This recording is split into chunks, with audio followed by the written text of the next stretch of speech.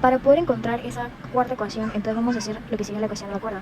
Para ello vamos a volver a hacer nuestro dibujito, o podríamos hacer este dibujito allí mismo en el dibujo, o sea, podríamos hacer el análisis en el dibujo original que ya teníamos, pero para no enredarnos, porque de verdad esto luego se vuelve una cosa todo horrible, decidí hacer el dibujo aparte. Y haciendo el dibujo aparte, entonces ahora sí, ya teniéndolo más limpio, voy a focalizarme en un punto fijo de mi sistema. En este caso, ese punto fijo va a ser la polea número 1, porque la polea número 1 está estática, está quieta, allí agarrada. Todos los demás elementos, el bloque A, el bloque B y la polea 2 se están moviendo a lo largo del tiempo. Por lo tanto, yo agarro ese punto fijo y le hago un referencial. Lo voy a tomar como punto de referencia y a partir de ese referencial entonces voy a medir cómo cambian las posiciones de mis demás partículas, de todas mis otras partículas, con respecto a ese punto referencial a lo largo del tiempo. Entonces, a partir de ese punto referencial empecé a indicar cuáles serían las distancias de cada una de mis partículas a ese punto referencial. De aquí a acá iría XA, que es la posición de A con respecto al punto referencial. De aquí a acá, Y2. Y de aquí a acá abajo sería YB. Lo siguiente que voy a hacer es identificar cuáles son las longitudes o las cuerdas que presento en total. Aquí tengo una cuerda. Voy a marcarla con el color amarillo porque fue el mismo color que utilicé acá para la tensión 1, que se representaría entonces como la longitud 1. La longitud 1 iría de acá hasta, va a irse por aquí, va a irse por encima de la polea 1, va a bajar, llega a la polea 2, va a irse por la parte de abajo de la polea 2 y vuelve a subir hasta acá. ¿Esto a qué haría referencia? A la longitud 1 o a la cuerda 1, pues es lo mismo, ¿no? Ahora, para la siguiente longitud vamos a tener que simplemente desde aquí hasta acá, y esta haría referencia a la longitud número 2.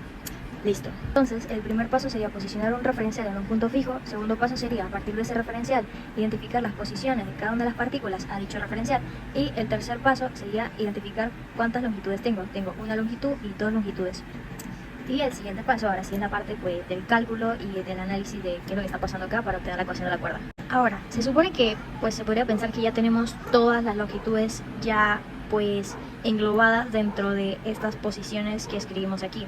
Sin embargo, se nos está olvidando, por ejemplo, este pedacito de la cuerda que al menos dentro de las posiciones que tenemos acá no lo tomamos en cuenta, y también tenemos este otro pedacito de acá que tampoco lo hemos llegado a tomar en cuenta dentro de las posiciones que tenemos, porque la posición que tenemos para XA, por ejemplo, va de aquí hasta acá y luego pasa de aquí hasta acá. Entonces no está tomando en cuenta este pedacito negro, así que lo vamos a poner aparte.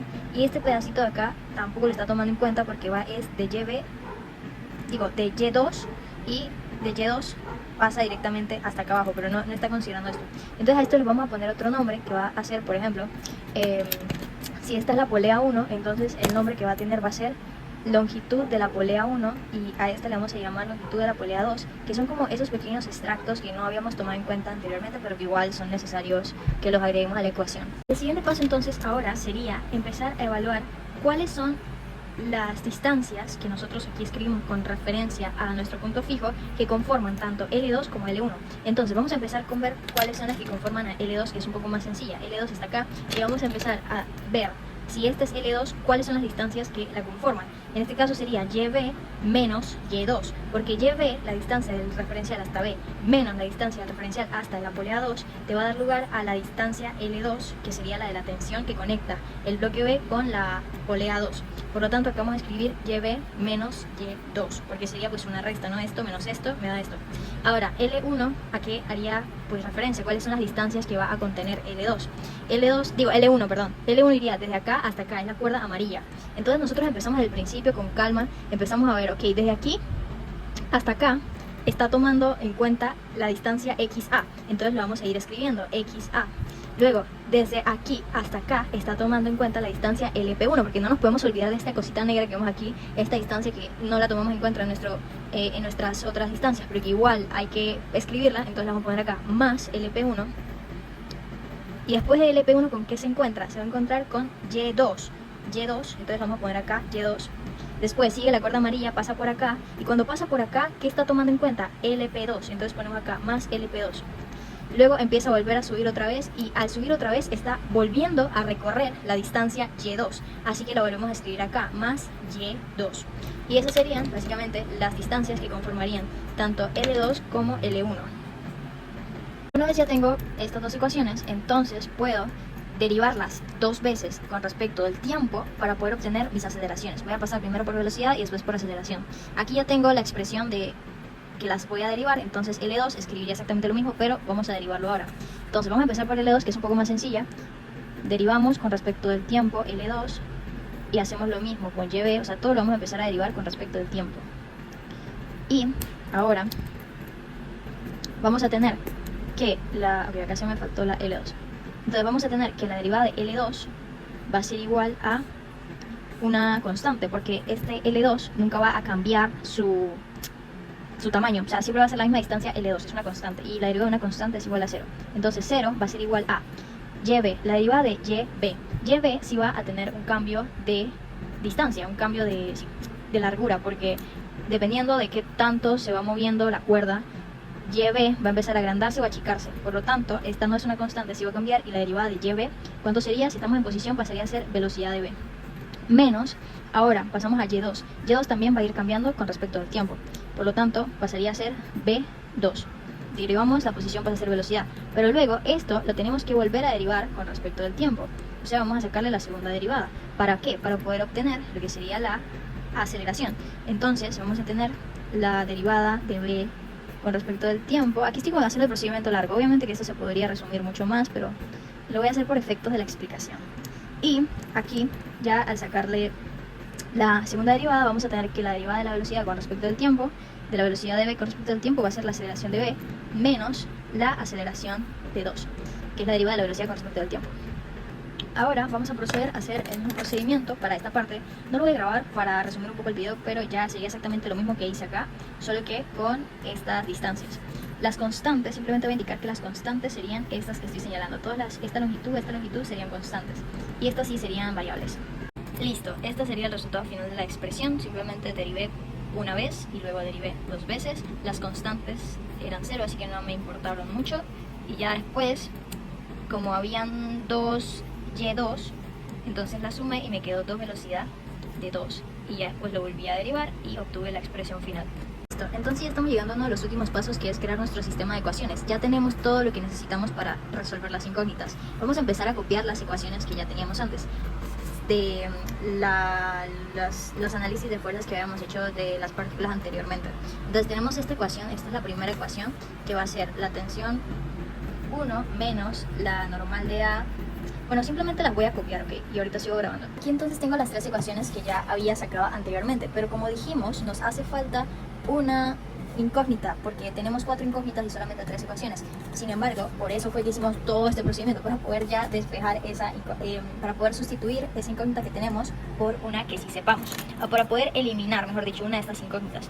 Entonces, si nos fijamos, de las ecuaciones que logramos conseguir, nos están dando información sobre la aceleración en A y la aceleración en B. Y también nos están dando información sobre una tal aceleración 2. Esa aceleración 2 pues se refiere a la aceleración de la polea número 2. Pero esa aceleración de 2 no nos importa, porque las poleas pues no tienen masa según nuestro sistema ideal. Por lo tanto, las poleas son solo como intermediarios. Lo que realmente nos importa es la aceleración de A y la aceleración de B, porque gracias a ellas podremos llegar a obtener entonces lo que sería la velocidad en B cuando choca el suelo, que eso es lo que estamos tratando de buscar, ¿no? Además de que aquí nosotros no tenemos ninguna aceleración 2. No tenemos ninguna aceleración 2. Lo que tenemos son aceleraciones en A y aceleraciones en B. Pero aceleración 2 no la tenemos. Entonces no vamos a utilizar esta aceleración 2 en nuestro sistema de ecuaciones, porque vamos a añadir otra incógnita. Vamos a quedar con 5 incógnitas y eso no es lo que queremos. Vamos a hacer todo lo contrario. Vamos a utilizar la aceleración A y la aceleración B para poder hallar una nueva ecuación acá y poder sustituirla aquí. Por ejemplo, esta aceleración AX la vamos a convertir en cuál sería el equivalente para una aceleración B, para que de esa forma nos queden solamente 4 incógnitas. No sé si me hice entender, pero ahorita mismo haciéndolo ya se va a entender mejor.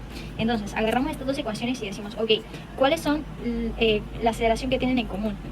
Esa sería la aceleración 2, esta tiene aceleración 2 y esta también tiene aceleración 2. Entonces vamos a despejar la aceleración 2 en ambas para después igualarlas. Acá despejamos la aceleración 2 y la aceleración 2 nos queda que va a ser igual a, ok, menos aceleración A entre 2. ¿Listo? Y luego vamos a despejar la aceleración 2 acá. Entonces nos va a quedar que la aceleración 2 va a ser igual a la menos, espérate, si pasamos esto para acá, entonces me va a quedar aceleración B. Aceleración B. Y ya después lo que vamos a hacer es a igualar esas dos aceleraciones 2. Por lo tanto, hacemos lo siguiente. Aceleración menos aceleración A entre 2 es igual a la aceleración B. Y como yo quiero es encontrar cuál sería aceleración A, pero en términos de B, entonces lo que vamos a hacer es simplemente decir, ok, paso esta aceleración A, me va a quedar igual a, está multiplicando, pasaría a dividir 2 aceleración B. Pero, ok, se me fue con un signo negativo, pero ese signo negativo que me está quedando lo vamos a ignorar, porque realmente al hacer este despeje me va a quedar que aceleración 2 es igual a 2 veces aceleración B, pero me quedaría un negativo acá. Sin embargo, ese no lo vamos a tomar en cuenta porque esto es un valor absoluto. Ambos términos los vamos a poner en valor absoluto. Al final me va a quedar que aceleración en A es 2 veces la aceleración en B. Y luego acá, ¿yo qué tengo? Tengo aceleración en A. Entonces lo que voy a hacer es a borrar esto, lo voy a borrar. Y voy a poner en su lugar el equivalente que acabo de encontrar, que sería aceleración A, pero en términos de B. Por lo tanto voy a poner 2 veces aceleración de B. Y al hacer esto, al hacer este truco mágico, 2 veces aceleración en B, al hacer esto, ¿qué va a pasar? Que ya no voy a tener 4 incógnitas, sino que voy a tener 3 incógnitas, que sería la aceleración en B, que es lo que yo necesito. Yo tengo que encontrar la aceleración en B, porque el problema me pide cuál sería la velocidad del bloque B cuando choca el suelo, y para eso necesito la aceleración en B. Además de la aceleración en B, también voy a tener de incógnitas a las tensiones. Y bueno, las tensiones no me las están pidiendo, pero muchos problemas también te van a pedir las tensiones, entonces ya de paso las logras sacar. Ahora, aquí simplemente reemplazaríamos valores de todo lo que ya tenemos y obtendríamos las incógnitas con un sistema de ecuaciones. Ya logré obtener las 3 incógnitas, así como también la aceleración, que es mi principal foco. Pero ¿cómo fue que lo hice? Ok, hay muchos métodos, realmente. Lo primero es que de estas ecuaciones yo sustituí los valores que ya conozco. En este caso yo ya conozco este valor, que recordemos era la fricción, que es la normal, y la normal es igual a WA en este caso, y WA es igual a la masa de A por la gravedad. Masa de A, ¿cuál sería? Aquí en el problema nos decía que era 100, entonces sería 100 por 9,8. Y ese valor, entonces lo multiplicamos por el coeficiente de fricción, que es de 0,35. Y ya lo podríamos sustituir acá. A mí me dio 343. ¿Qué otro valor conocemos? También conocemos el valor de W, que sería lo mismo, pero con B, con la masa de B. Y así también conocemos la masa de B, que sería de 300. Entonces, una vez que ya sustituimos los valores, ahora los vamos a organizar. Vamos a poner, tenemos aquí 3 columnas, ¿ok? Esta es la columna número 1, esta es la columna número 2, esta es la columna número 3 y esta es la columna número 4. Entonces, en la columna número 1 vamos a poner todas las variables de un tipo. En este caso yo elegí la variable T1, pero podría haber sido cualquier otra, pero yo elegí T1. Entonces yo organicé esto de tal forma que en esta primera columna me quedaran puras de T1. Y si por ejemplo en la última ecuación yo no tengo T1, acá yo no tengo T1 en la ecuación 3, entonces simplemente le puse un 0. Asimismo hice con la T2. En esta columna 2 puse todas las variables de T2 de las 3 ecuaciones. La primera ecuación no tenía T2, tenía nada más T1 y aceleración en B de Y. Por eso le puse un 0. Pero acá esta sí tenía T2 y esta también tenía T2. Entonces por eso que las puse todas una debajo de la otra. Y por último, A, B, Y. La aceleración en B también le hice eso. La agregué una debajo de la otra. Aquí era 0 porque no tenía. Eso es básicamente lo que hice, bastante sencillo. Y luego, del lado ya derecho del igual, dejé los términos independientes, aquellos que no presentan ninguna variable.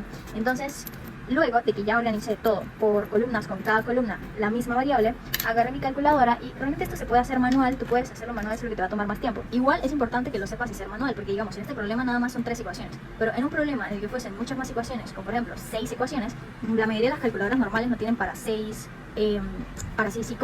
ecuaciones, para 6 incógnitas. Entonces ya tendrías que hacerlo pues la mitad con la calculadora y la mitad a mano. Por lo tanto, lo más recomendable es que lo sepas hacer a mano, pero en este caso voy a utilizar la calculadora porque es más sencillo. Entonces simplemente depende de la calculadora que tengas, pero en la mía sería irme a ecuaciones. Me voy a la opción número 2 de ecuaciones, que es la de ecuaciones de sistema de ecuaciones de 3 incógnitas, y empiezo a introducir mis datos. Aquí aparecen las columnas, aparece la columna A, la columna B, la columna C, y también acá sería la columna D.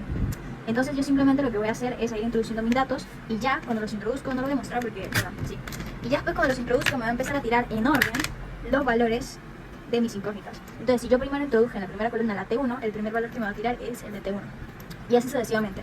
Así logro encontrar entonces el valor de la tensión, que es de Newton, el valor de la tensión 2, también Newton, y el valor de la aceleración, que es metros segundo cuadrado. Y por fin logré encontrar mi aceleración, que es la que ahora me va a ayudar a encontrar la velocidad, que es el objetivo final de este problema. Me está pidiendo que determine la velocidad con la que el bloque de 300 golpea el suelo. Para eso yo voy a estar utilizando esta ecuación de MRUA, que fue la que estuvimos hablando en el primer video, en la primera parte del video. En esta ecuación tenemos que la velocidad en Y, que es lo que quiero encontrar, entonces lo voy a poner acá. Que ya este último paso sería encontrar la velocidad final. la velocidad en v, la velocidad de v en el punto en el cual choca el suelo. Entonces, su velocidad va a ser igual a la aceleración en y por t.